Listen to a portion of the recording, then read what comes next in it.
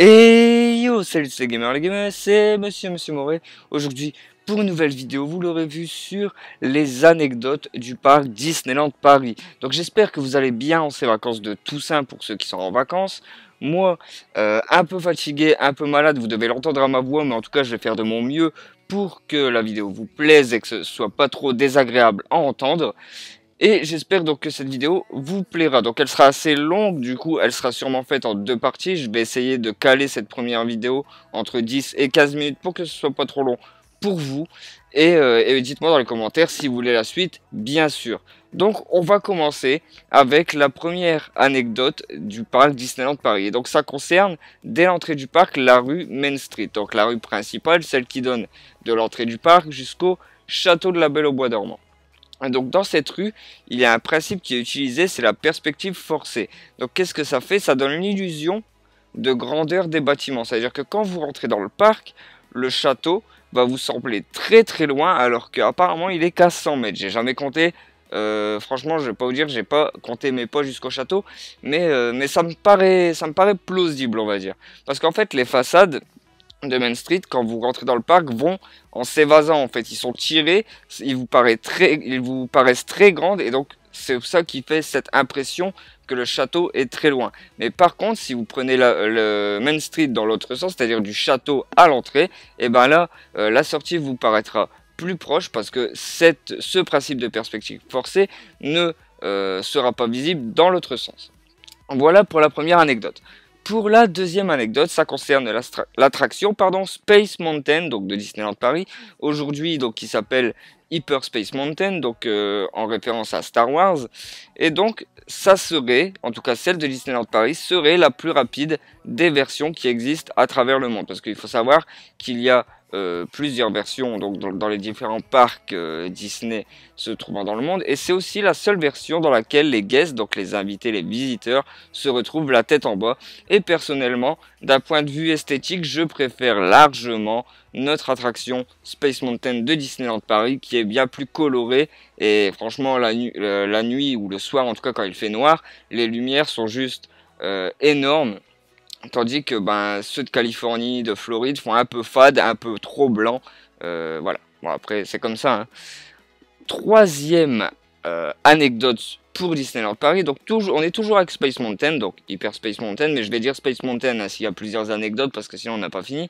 Donc, pour propulser les trains de Space Mountain de 0 à 75 km/h en 2 secondes, donc lors de la mise à feu en gros, l'attraction utilise une technologie similaire à celle utilisée sur les porte-avions pour propulser donc les aéronefs. Donc j'ai déjà vu un peu le principe, c'est un genre de petit chariot qui vient reculer sous le train d'embarcation de Space Mountain et qui part d'un coup et qui fait partir du coup ce train. Quatrième anecdote, si vous approchez de la grande tombe en marbre dans le cimetière, donc près de Phantom Manor à Frontierland, vous pouvez entendre des battements de cœur. Donc ça, on a dû vous le répéter des centaines de fois. J'ai été par moi-même près de cette tombe et j'ai pu entendre des vagues battements, mais je sais pas si c'est parce que je l'ai lu que je me suis dit ouais j'entends quelque chose. Après, il y en a certains qui disent qu'on entend frapper, etc. Dites-moi en commentaire si vous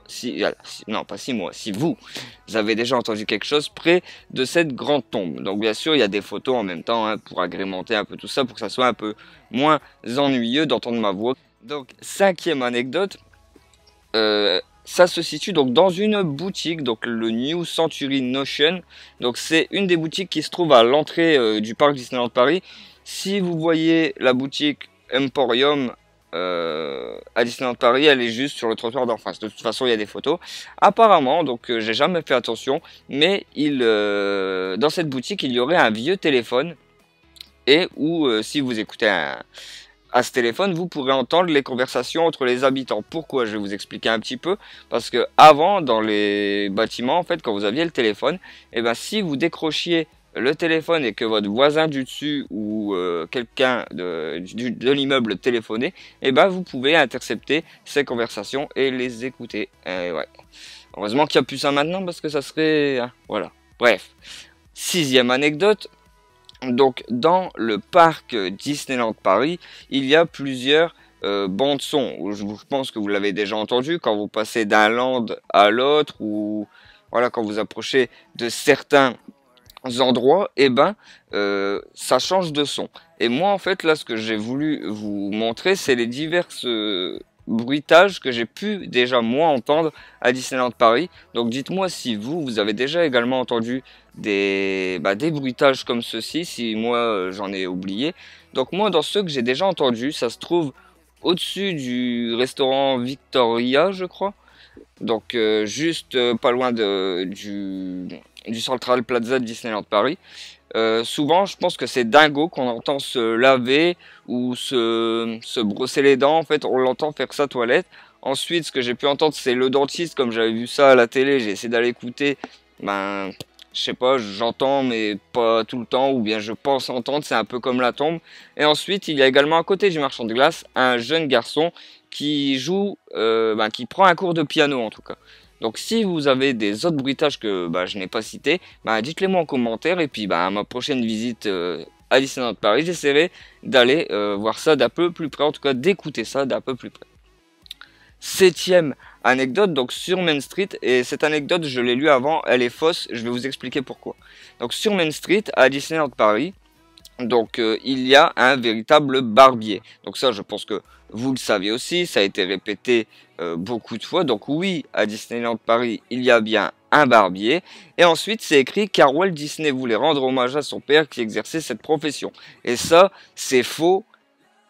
Pour moi, à 99%, parce que je suis assez renseigné sur la question, et je sais que son père, il a travaillé dans une fabrique de confiture, il a travaillé comme livreur de journaux, il a fait agriculteur quand il avait sa petite ferme, mais en tout cas, je n'ai jamais entendu parler que Elias Disney, du coup, le père de Walt Disney, était barbier. Donc à 99%, je suis sûr de ce que je dis, donc cette anecdote est fausse, en tout cas, le père de Walt Disney n'était pas barbier. Si j'ai faux, dites-le moi, hein, mais je pense pas avoir tort sur ça. Donc je vous mets en même temps des photos un peu du barbershop, en tout cas du barbier de Disneyland Paris. Huitième anecdote, donc pour diriger les chars de la parade, les conducteurs utilisent des caméras qui leur permettent de visualiser leur environnement sur des écrans de contrôle. Alors ça, j'en suis pas sûr, mais pas sûr du tout. Ce que je sais, en tout cas ce que je suis sûr, c'est que souvent on voit des cast members équipés de petites lampes torches, donc j'espère vous avoir trouvé une photo dessus, j'essaierai de faire un zoom, des petites lampes torches rouges, et souvent qui leur font des signes pour dire tu es trop proche, tu es trop loin du char qui te précède ou qui te succède, et là de ralentir après. Est-ce qu'il y a des caméras, des écrans de contrôle, etc. Ça je ne sais pas. Neuvième anecdote, donc certains chars de la parade diffusent des parfums. Oui, ça c'est vrai. Je vais pas vous spoiler la nouvelle parade des 25 ans avec les nouveaux chars. En fait, je vais vous en mettre un de la nouvelle parade, mais qui est déjà passé à la télé. Mais je me rappelle qu'il y avait un char, je sais pas si c'était le char d'Alice, qui diffusait une odeur de barbe à papa ou de bonbons. Et après, il y avait aussi d'autres parfums. En tout cas, si vous les connaissez, si vous connaissez les chars également qui vont avec, dites-le en commentaire, ça sera super intéressant. On était à la 10e anecdote, je pense. Donc, l'éclairage de la parade nocturne, donc c'était l'Electrical Light, pardon. Je pense que c'est celle-ci, c'est la première parade que j'ai vue la première fois que j'étais à Disneyland Paris. Représentait 700 000 ampoules en tout sur 13 chars de la parade nocturne, que je trouve franchement super jolie. C'est la première parade, comme je le disais, que j'ai vue à Disneyland Paris et je la trouvais vraiment énorme. Après, les nouvelles sont aussi très belles, hein, mais celle-ci était vraiment jolie de nuit avec toutes les petites ampoules, c'était énorme. 11e anecdote du coup, aucune boutique ne vend de chewing-gum dans les parcs Disney. Donc ça c'est pareil, vous avez dû l'entendre des centaines de fois, et oui c'est bien vrai, aucun chewing-gum n'est vendu dans les parcs Disney afin de ne pas retrouver collés sur le macadam et voilà, qu'on galère à les enlever avec une raclette.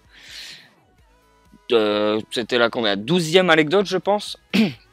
Donc dans tous les parcs Disney et aussi donc à Disneyland Paris, vous pouvez voir, donc vous pouvez essayer de trouver des hidden Mickey. Donc qu'est-ce que c'est? C'est donc des formes de Mickey qui sont cachées un peu partout sur le parc. Donc là je vais vous en afficher 3. Il y en a un, donc c'est 3 tonneaux, ça je pense que ça se trouve dans l'attraction Pirates des Caraïbes. Le deuxième avec les plateaux, ça doit être près de la Graba Café, je pense, ou d'Akuna Matata. Je pense que c'est un peu ce style-là. En tout cas, je ferai attention la prochaine fois. Et le troisième, bah là comme ça, j'arrive pas à voir où ça se trouve. Mais si vous connaissez d'autres endroits où il y a des Hidden Mickey à Disneyland Paris, bah, je suis preneur. J'irai les chercher et prendre quelques petites photos, ça fera plaisir. On était à la 13e anecdote, je pense, avec la réserve de costumes de Disneyland Paris, qui est la plus grande d'Europe, avec 250 000 vêtements en stock. Donc c'est énorme. Et on va s'arrêter pour cette première partie de vidéo des anecdotes sur le parc Disneyland Paris. J'espère qu'elle vous aura plu. Si c'est le cas, bombardez-moi la barre des likes et dites-moi en commentaire si ça vous a plu. Si vous voulez la partie 2, j'essaierai de faire de mon mieux pour vous trouver d'autres anecdotes et d'autres photos pour vous illustrer tout ça. Et moi, je vous dis à bientôt tout le monde pour une prochaine vidéo. C'était Monsieur Moret. Ciao, bye, peace.